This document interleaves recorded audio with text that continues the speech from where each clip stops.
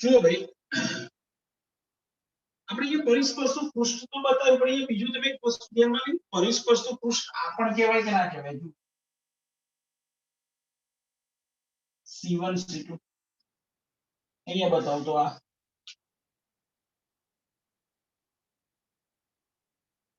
C1 C2 બોલો કહેવાય કે ના કહેવાય તો આનો અર્થ તો શું થાય ખબર છે કે તરંગ અગર આગળ પણ જાય અને પાછળ જાય હવે આપણે જાણીએ છીએ કે તરંગ તો માત્ર આગળ ને આગળ જ જાય પાછળ ના આવે હવે હાઇગેન્સ તો પોતે વૈજ્ઞાનિક હતો એટલે એને તો ખબર જ હોય એટલે એને છે ને અહીંયા આગળ આપણને એક પૂર્વ ધારણા આપી દીધી જેને એડહોક કહેવાય વધારાનું એમ તમારે સ્વીકારી લેવાનું સાબિતી વગર કે ભાઈ પાછળના ભાગમાં તરંગની તીવ્રતા 0 હોય છે માટે પાછળના ભાગમાં તરંગ અગ્ર હોતો નથી આવું કોને કીધું તરંગવાદને અનુરૂપ હાઇગેન્સે હવે કિર્ચોફ એવું કહે છે કે તરંગની તીવ્રતા એ cos સ્ક્વેર થીટાના બાય 2 ના સમપ્રમાણમાં હોય છે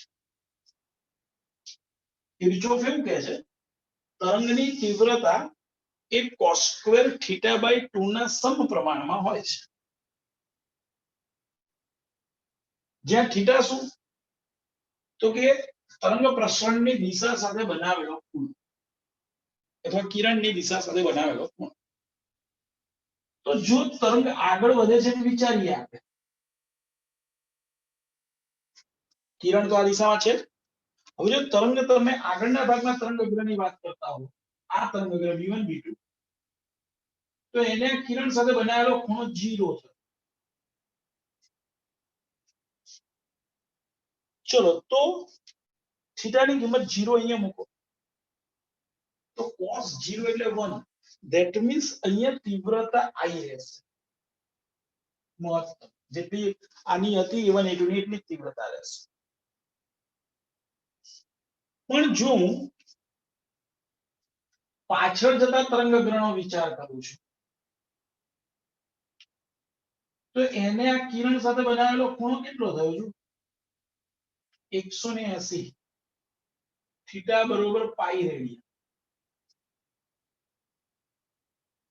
ચલો થીટાની કિંમત પાઈ આ સમીકરણમાં મૂકો તો cos સ્ક્વેર પાઈ બાય 2 આપણને ખબર છે cos પાઈ બાય 2 એટલે 0 નો વર્ગ 0 that means પાછળના ભાગમાં તીવ્રતા 0 છે એવું કિર્ચોફે આપણને સાબિત કરી આપ્યું હાઇગેન્સે આપણને પૂર્વધારણા તરીકે સ્વીકારી લેવાનું કીધેલું જ્યારે કિર્ચોફે આપણને આ સાબિત કરીને આપ્યું કે ભાઈ પાછળના ભાગમાં તીવ્રતા 0 જ હોય છે બોલો ક્લિયર છો એટલે કોઈ આપણને પૂછે હાઇગેન્સના સિદ્ધાંતની મર્યાદા શું તો હાઇગેન્સના સિદ્ધાંતની આ મર્યાદા હતી કે આ પરિસ્પર્શતું પૃષ્ઠ આગળ પણ તમે વિચારી શકો છો અને પાછળ વિચારી શકો એટલે એના મત પ્રમાણે જાણે કે તરંગ અગ્ર પાછળ પણ જાય છે એવો એનો અર્થ થતો નો ડાઉટ હાઇગેન્સે જ એનો વિરોધ કરીને સ્પષ્ટતા પણ કરી હતી કે ભાઈ પાછળના ભાગમાં તીવ્રતા 0 હોય માટે પાછળ ન જાય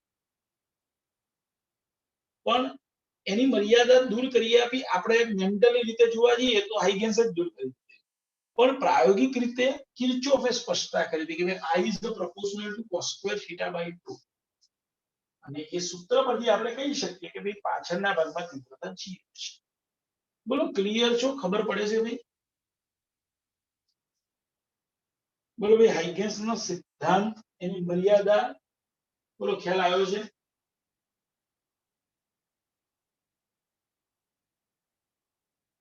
હા સર ઓકે હવે હાઇગેન્સનો આ સિદ્ધાંત એને આપી દીધો એટલે એનો અર્થ એવો નહીં કે આપણે તરંગવાદ સ્વીકારી લઈએ હાઇગેન્સે આપણને માહિતી તો આપી પણ એ માહિતી કે 17મી સદીમાં કોઈ વૈજ્ઞાનિક સ્વીકારવા તૈયાર નતા થયા એવા સંજોગોમાં હાઇગેન્સે જો એનો આ તરંગવાદ ચાલુ રાખવું હોય તો તે સમયે પ્રકાશનું પરાવર્તન વક્રીભવન વિભાજન જેવી ઘટનાઓ ઓલરેડી પ્રૂવ થયેલી હતી એનો અભ્યાસ થયેલો હતો જે આપણે 9મા ચેપ્ટરમાં ભણ્યા પણ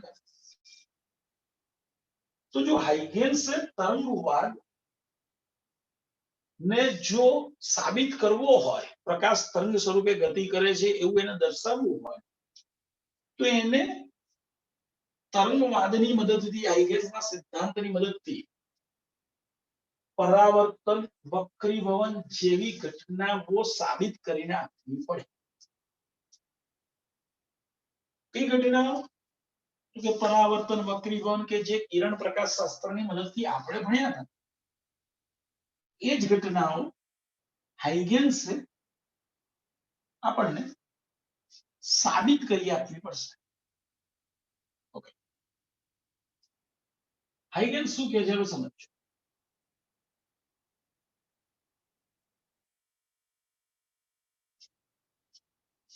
એવું કહે છે કે ધારી લો કે આ બે માધ્યમોને અલગ પાડતી સપાટી છે. આ બે માધ્યમો ને અલગ પાડતી સપાટી છે એબી.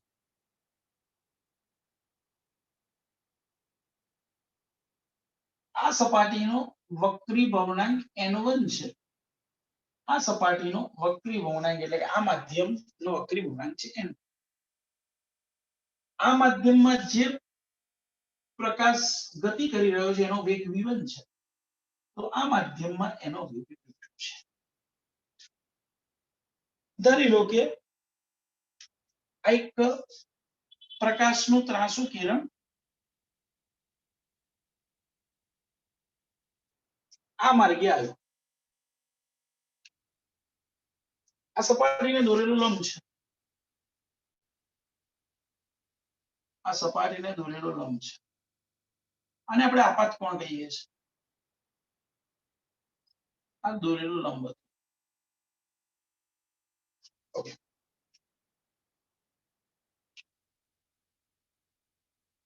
ભાઈ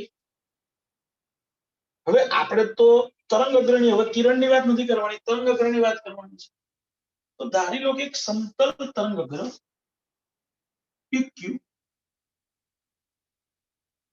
એ માધ્યમ 1 માં ગતિ કરી રહ્યું છે v1 જેટલી ઝડપથી, જે મેં અહીં આકૃતિમાં બતાવ્યું. ભાઈ આ જે તરંગ અગ્ર જે છે, સમતલીય તરંગ અગ્ર, જો આ ખૂણો I હોય તો આ પણ I થશે ભૂમિતિનો ઉપયોગ કરતા.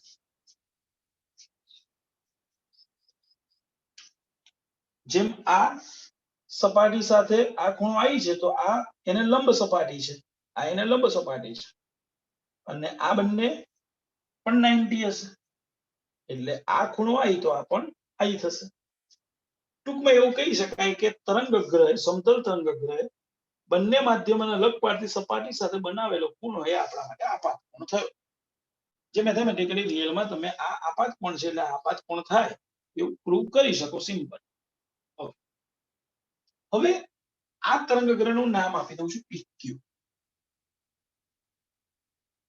તો આ PQ તરંગ અગ્ર પરના દરેકે દરેક બિંદુઓને આપણે ધ્યાનમાં લેવાના છે. ધ્યાનથી જોજો, આ તરંગ અગ્ર PQ પરનું બિંદુ P એ બંને માધ્યમોને અલગ પાડતી સપાટી AB પર છે. જો ત્યાર પછી બાકીના બધા ક્રમશઃ v1 ઝડપથી ક્રમશઃ આ AB તરફ ગતિ કરતા જશે અને B પર પહોંચતા જશે. સૌથી છેલ્લે કોણ પહોંચશે? PQ તરંગ અગ્ર પરના દરેકે દરેક બિંદુઓ ક્રમશઃ v1 ઝડપથી AB સપાટી તરફ જઈ રહ્યા છે. સૌથી છેલ્લે કોણ પહોંચશે?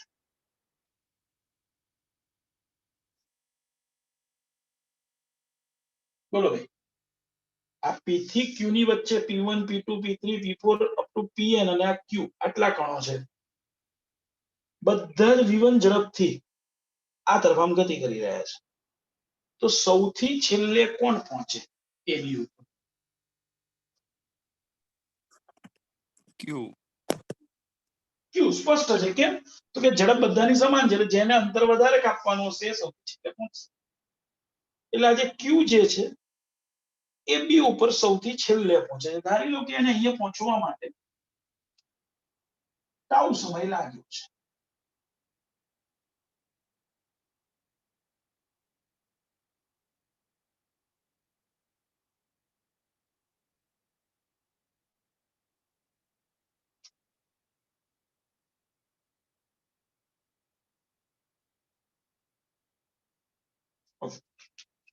તે ક્યુ પરથી આર ઉપર પહોંચે છે.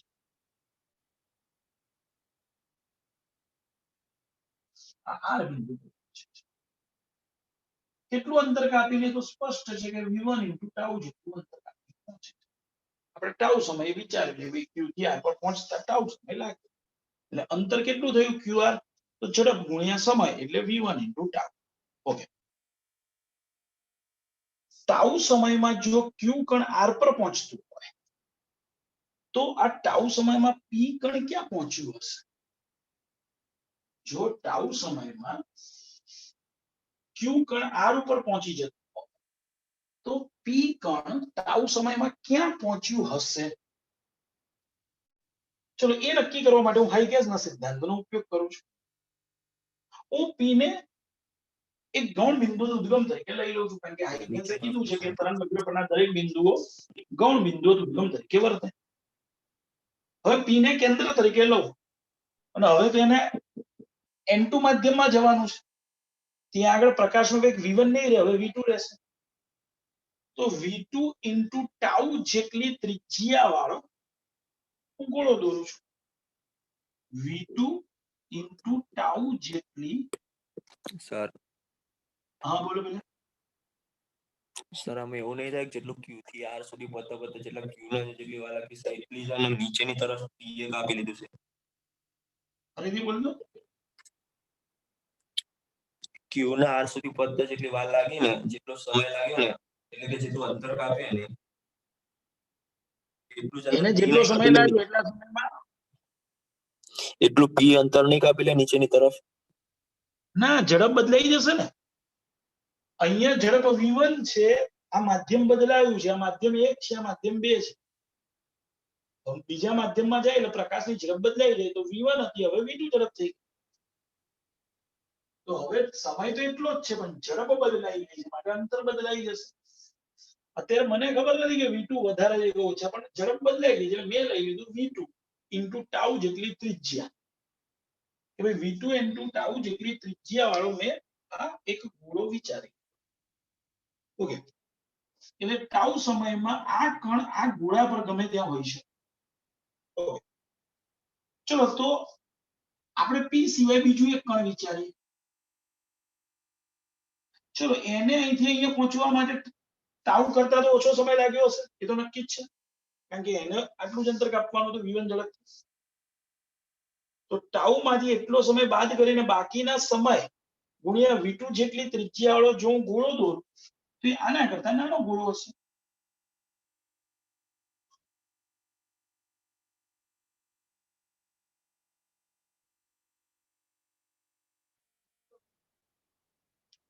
જો આ કણનો વિચાર કરું તો એને અહીંયા પહોંચવા માટે આના કરતા વધારે સમય લાગ્યો પણ આના કરતા તો ઓછો. તો આ જે સમય લાગ્યો એ સમયને ટાઉ સમયમાંથી બાદ કરું તો બાકી જે સમય રહ્યો એને ગુણ્યા v2 જેટલી ત્રિજ્યા વાળો હું ગોળો દોરું તો એ ત્રિજ્યા આના કરતા નાની હશે માટે આ ગોળો નાનો થતો જશે. એ જ રીતે આર બિંદુ આગળ વાત કરી તો ત્યાં તો લગભગ ટાઉ સમય તે ત્યાં જ પહોંચી ગયેલો છે એટલે લગભગ ત્યાં આગળ ગોળા જેવું કશું રચાશે જ નહીં. ત્યાં આગળ સમય 0 છે. તો આ દરેકે દરેકને પરિસ્પર્શતું જો હું પૃષ્ઠ વિચારું કે જે આરમાંથી પસાર થતું હોય એવું આ પરિસ્પર્શતું પૃષ્ઠ મેં વિચાર્યું.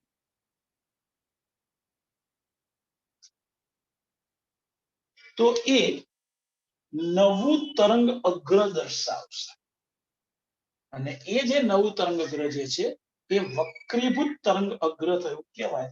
જો હું આને આપાત તરંગ અગ્ર કહું તો આ વક્રીભૂત તરંગ અગ્ર. જેમ આપાત તરંગ અગ્રએ બંને માધ્યમોને અલગ પાડતી સપાટી સાથે બનાવેલો ખૂણો, આ આપાત કોણ કીધું આપણે? તો આ વક્રીભૂત તરંગ અગ્રએ બંને માધ્યમોને અલગ પાડતી સપાટી સાથે બનાવેલો ખૂણો r થશે. એને બીજી રીતે પણ તમને હું દર્શાવી શકું છું. આ એક માધ્યમમાંથી પ્રકાશનું કિરણ બીજા માધ્યમમાં આવે, માટે આપણે જાણીએ છીએ કે વક્રીભવન થયું, અને વક્રીભવન થવાને કારણે ત્યાં રીતે વળી ગયું. તો આ ખૂણો r થયો, આ વક્રીભૂત કોણ કહેવાય, જે આપણે 9મા ચેપ્ટરમાં ભણ્યા છે એ પ્રમાણેની વાત. હવે આ તો 90 છે, આ બે માધ્યમ અલગ પાડેલી સપાટી, અને આ 90 છે, એટલે આ r, તો આ શું થશે? 90 - r. ઓકે, બીજું કે ભાઈ આ તો ત્રિજ્યા થઈ, અને આ સ્પર્શક છે. ત્રિજ્યા અને સ્પર્શક પરસ્પર લંબ હોય.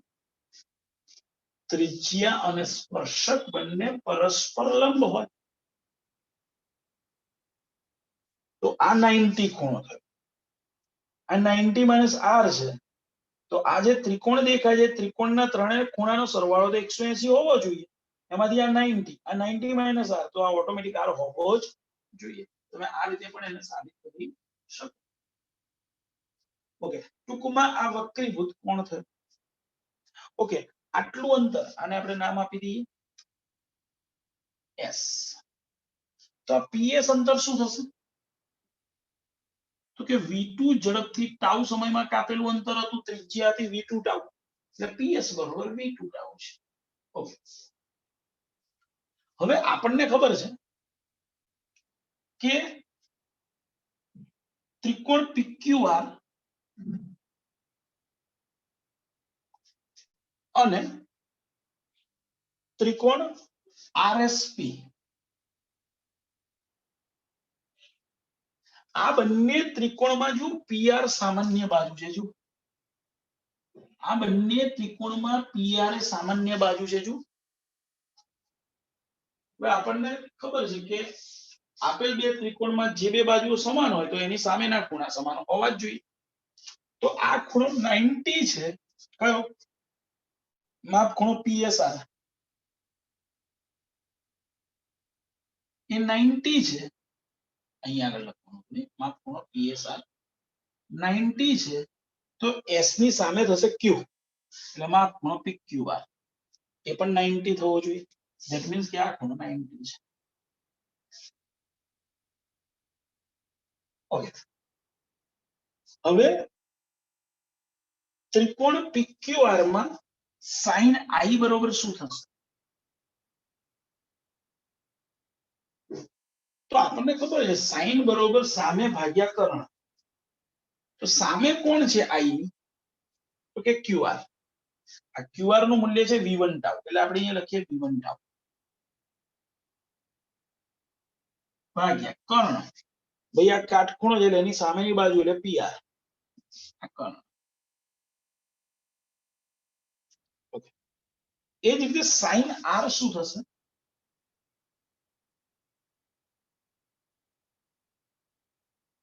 તો sin R બરોબર સામેની બાજુ એટલે PS, PS એટલે v2 ટાઉ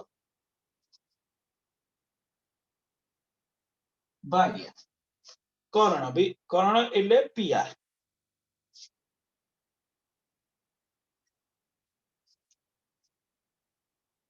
ચલો, sin I by sin R check કરો.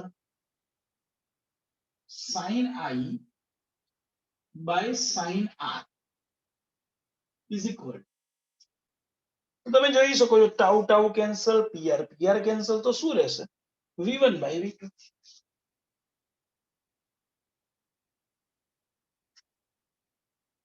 હવે આપણે જાણીએ છીએ કે ઈટા બરોબર તો c બાય v1, માટે ઈટા1 બરોબર c બાય v1 અને ઈટા2 બરોબર c બાય v2. ચલો, ઈટા1 બરોબર c બાય v1, તો v1 બરોબર શું લખાય? c બાય ઈટા1 લખાય. તો એ જ રીતે બોલો v2 બરોબર શું લખાય? c by n2. ચલો, v1 v2 ની કિંમત અહીંયા મૂકી દીધા. v1 ની કિંમત શું છે? c/n1 c/n અને v2 ની કિંમત શું છે c/n2 આ c/n2 છેદના છેદમાં n2 that means n2/n1 c અર્থাત sin i ભાગ્યા sin r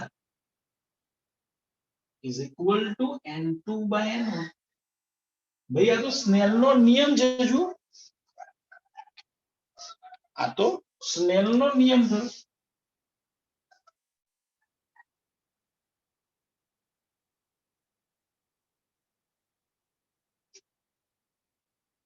that means હાઇગેન્સે તરંગવાદની મદદથી સ્નેલનો નિયમ સાબિત કરી આપ્યો ભાઈ સ્નેલનો નિયમ તો વક્રીભવન માટે છે that means કહી શકાય કે હાઇગેન્સનો તરંગવાદ એ વક્રીભવનની ઘટના સમજાવવામાં સફળ હાઇગેન્સનો તરંગવાદ એ વક્રીભવનની ઘટના સમજાવવામાં સફળ જાય છે બોલો ક્લિયર છો ભાઈ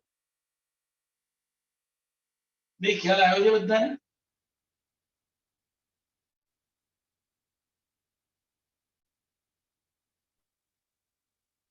હા સર હવે આ જે થિયરી જે છે આપણા સિલેબસમાં નથી પણ અમે તમને જેડબલઈ અને નીટ માટે કરીને આ તમને સાબિત કરીને આપ્યું છે ક્લિયર બાકી આપણા સિલેબસમાં આ ટોપિક કેન્સલ છે આ રિયલમાં 10.3 છે કદાચ એટલે 10.3 આપણે કેન્સલેશનમાં છે કે ભાઈ હાઇગેન્સના સિદ્ધાંતની મદદથી વક્રીભવન પરાવર્તન ની ઘટનાઓ કેન્સલેશનમાં છે એમ છતાંય આપણે એની ચર્ચા કરી છે જેથી કરીને નીટ જેડબલ્યુ માં તમને થિયરી વાંચવા બેસો તો વાંધો ના સર હા બોલ વિલે સર પણ જેડબલઈ માં એમાં થોડી આનો કેન્સલેશન વાળો કોર્સ આવશે ભાઈ છેલ્લે જે પોખરિયાએ આપણને કીધું એમને એવું કીધું છે કે ભાઈ હોલ સિલેબસ બરોબર કેન્સલેશન જેવું કશું જ નહીં એનટીએ